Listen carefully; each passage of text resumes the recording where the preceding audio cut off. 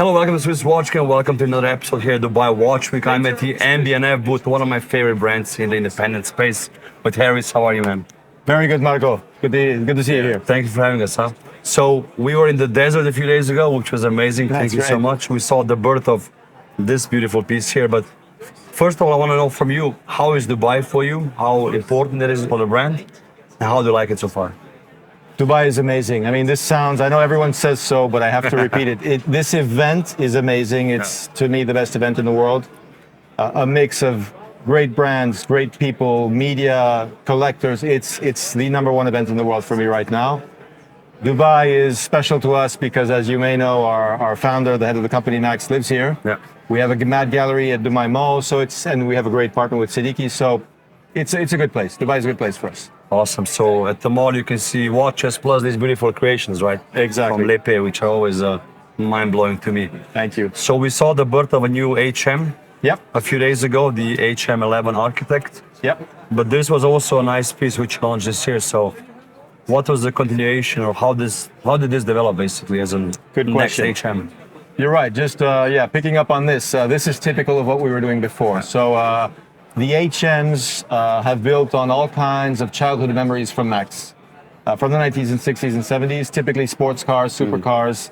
The whole sports car inspired HMs come from that trend, if you like, and the HM8 Mark II was definitely within that as well. This new piece, the HM11, is something a bit different because it's not a childhood memory of Max, but by a more recent interest, which is architecture.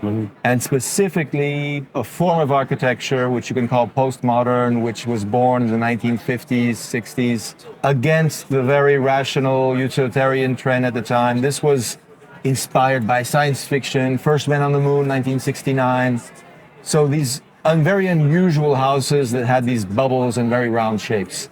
It's like one of those houses. So you see the case is very unusual. The general construction is you have a central foyer, if you like a control center with a flying 60-second tourbillon. And that center pushes the information out to 4 different rooms, if you like, the rooms of the house. The first one here makes sense, is time. So the function of the first room is giving you time. The second function here is the power reserve, because you need to know how much energy you have in the house. In a house, you also need to know what temperature it is. So you have a thermometer. So cool. Mechanical thermometer, of course. Everything here is mechanical. A very tiny one, huh? Very tiny Which one. was very easy to construct for sure. The technology has been well known for many years. It's a coil, but to make it this small and this accurate was quite difficult. And the last room is the time setting crown, which is actually a sapphire crystal crown. So you can actually see through the crown into the movements. And also the indexes for the hours and minutes. Yes. And also the power reserve are like tiny balls, huh? Exactly. And also here, very much inspired by what was going on in the 60s and so on, where you had these clocks with these rods and little balls at the end with the indexes. Beautiful. So our watchmakers actually assemble these very unusual displays. That was difficult as hell. When the watch is on your wrist, you might wonder, okay, but I have the time, but how do I check the thermometer at the back? Not very practical. So the crazy thing on this piece is that the entire case rotates. I can decide whichever position I want to place the watch in. So there's a little click every 45 degrees.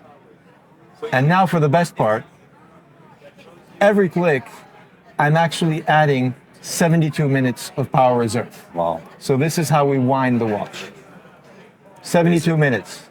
72 minutes. What's the maximum power reserve? Maximum 4 days, 96 hours. How long was this idea in the making, let's say, from initial sketches to like final realization? About 5 years. Yeah. So we look at the first sketches from Max and Eric Giroux. As you know, they worked together. They date back to 2018, so 17 or 18. I think it's 17. So about 5 years in the making. It's beautiful. Yeah. And I think when you say 5 years, it's really 5 years. Some brands say 5 years for the strap, you know. It's 5 years, and honestly, because we've gained quite some experience now with tourbillons, with vertical displays and so on, I think if we started from zero, it would take us a lot more than 5 years. Yeah. but because of all that accumulated You got used to all the experience- crazy shapes as well, so. Exactly. The work with sapphire crystals we didn't Yes. even mention. Yeah. By the And way, also the gaskets, huh? yes, one of the difficulties in this watch is making it water resistant. Yeah. Because it is an unusual shape and there's a lot of openings. And also the fact that the case rotates Yeah. is a potential entry for Find water. it, huh? So yeah, exactly. 19 gaskets. 19. I don't even know where. All over. The crown itself here is, I think, 7 or 8 Yeah. alone.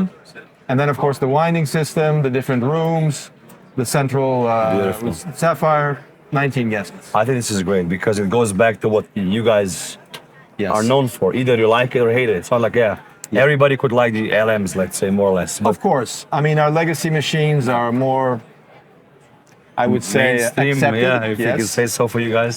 But as you know, MB&F this started is with you. HMs. Exactly.